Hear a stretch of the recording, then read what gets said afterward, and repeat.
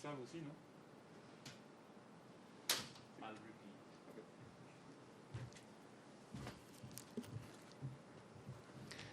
So just to reiterate, this is going to be about the Melbourne Summer Series event. So his final tomorrow, not to preview the Australian Open.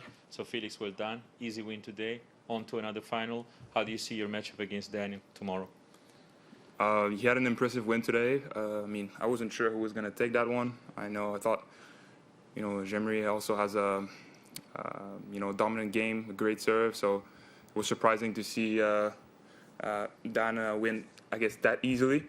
So it shows how good he is as a player. He's been here for a long time. He's been steady.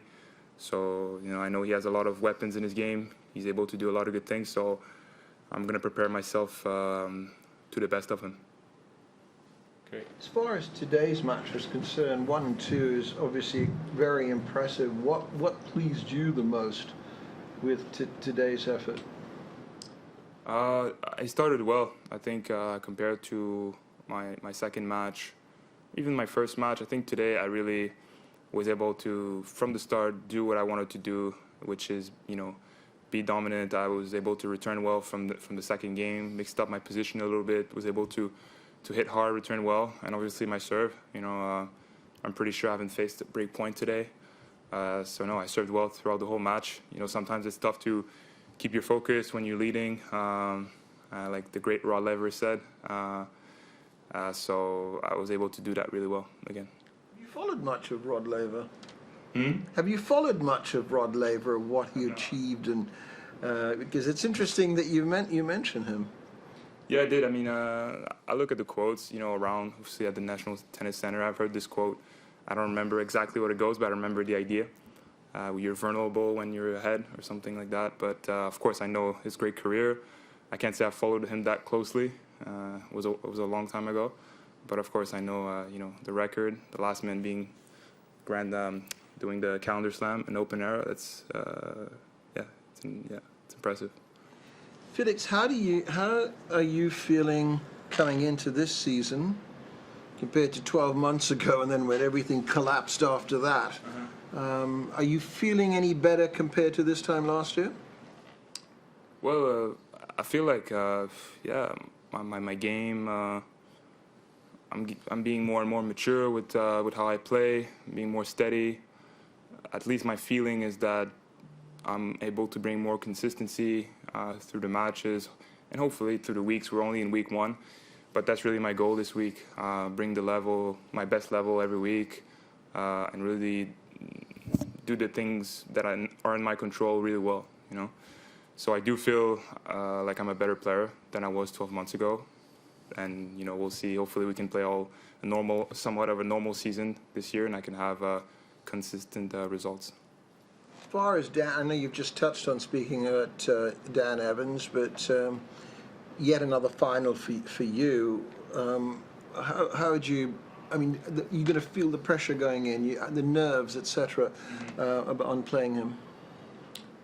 Yeah, the nerves are always there. They were there today as well. To be honest, they were there yesterday, every match. Nerves is something we deal with almost every match. I mean, concerning me. So the finals is not anything different. Of course, we're all aware of my record, but I think tomorrow's another match. It's another matchup. I had very difficult matchups in my last finals in terms of ranking.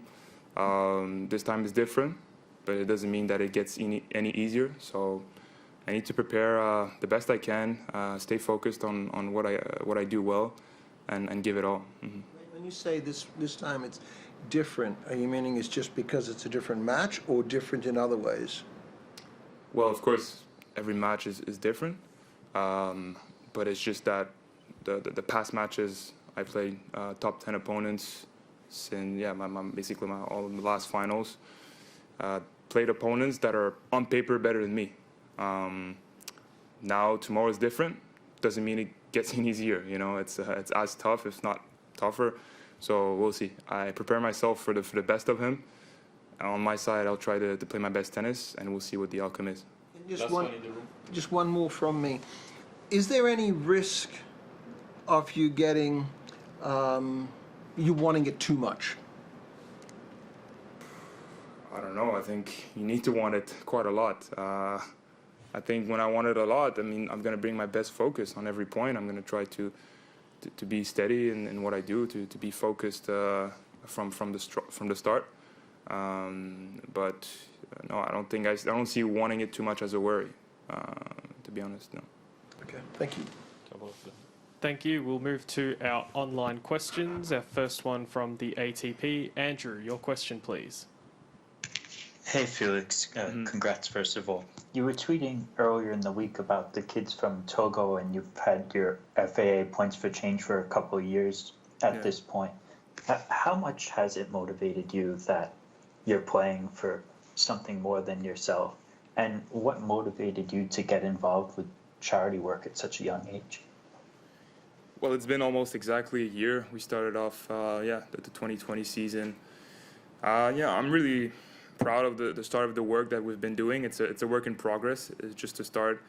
We just recently reached, 5,000 points on my part, times $5 every point. So, it's and with BNP Paribas, my partner, that is also adding $15 on every point. We're raising quite a lot of money for schools, villages, for kids in Africa, and Togo, specifically.